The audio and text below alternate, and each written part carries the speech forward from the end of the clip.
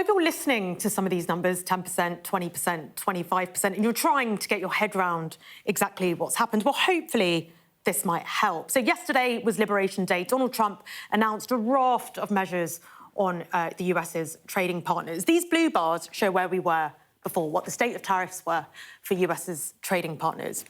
You can see he's already imposed tariffs on Mexico, on Canada, as well as on China. Some of those were rolled over from Trump's first presidency. And then he implemented this 10% baseline tariff on all exports, on all imports coming into the US, irrespective of where they're coming from. And you can see that includes the UK. So the UK has been hit with that 10% baseline tariff. In fact, actually here, Canada and Mexico got some exemptions from that 10% tariff, but they've still been hit with that 25% tariff on a large chunk of their goods. So that's the baseline tariff, but there was more. Donald Trump said he wanted to look into the US's trading relationship with individual countries and impose something he called a reciprocal tariff, effectively looking at the tariffs those countries impose, saying if you do it to us, we're going to do it to you, but also looking at other impediments to trade. So, for example, regulations that might block US exports. And when we tot all of that up, and you can see that they're stacking, by the way, so that these tariffs sit on top of each one. And then suddenly, when those reciprocal tariffs are applied, well, those bars shoot up, particularly painful, as you can see, for countries like China, which has been hit with a 34% reciprocal tariff, but that sits on top of all the other tariffs, meaning actually, accumulatively, the tariff on China is over 50%, and that is massive, really significant. And other countries as well. So Vietnam, a Southeast Asian exporting powerhouse, has been hit with that 46% reciprocal tariff, taking the total tariff closer to 60%. Now, you might be looking at the UK over there thinking, well, it seems like we've got off pretty lightly. We've only been hit with the 10% baseline tariff. We haven't had any additional reciprocal tariffs added on. And Trump, when he was calculating all of this, as I said, he was saying that he was looking at tariffs that other countries impose onto US imports, but also looking at other non-tariff barriers. But actually, if we dig into how they figured all of this out, and bear in mind there was some head-scratching among economists when these announcements were being made. How has he come up with these figures?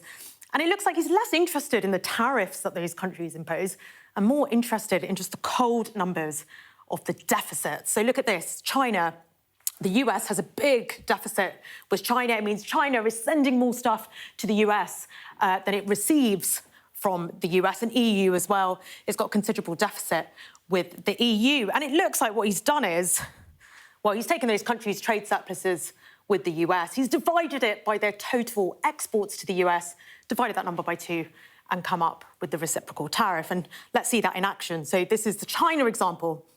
You can see there, he's taken China's surplus with the US, divided it by their exports, and divided that number by 2, and that's where that 34% number has come from, which begs the question, actually, if you look at the UK, well, actually, it's one of the few countries where the US actually has a trade surplus with us. Kind of depends on how you measure that, but we're more or less in balance. So we're applying the US formula, well, then that would suggest that perhaps we've been disproportionately hit by being swept up in that 10% tariff. So how much of a win is that really?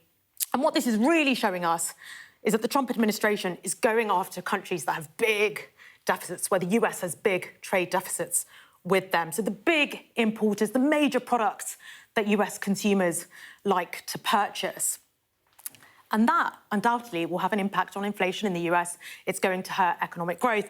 And that's something that the financial markets have been digesting. So let's have a look at how financial markets responded. Well, negatively. You can see here, FTSE 100 opened 1.5% down. US markets haven't yet opened, but this is the Nasdaq Futures Index, one of the major indices in the US. And you can see after that announcement, there was a bit of optimism. Perhaps he wouldn't go as far as they feared, but after that announcement, it was perhaps more aggressive than they were expecting, down 5.9%. And overnight, Asian markets, look at this, Japan, it's been hit with that 24% reciprocal tariff, the Nikkei down 3%.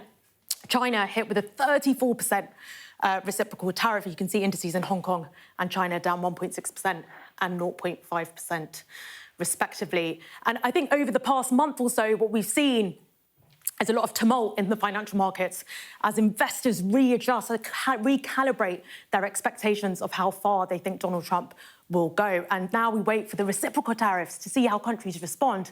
And we can only expect that volatility to continue.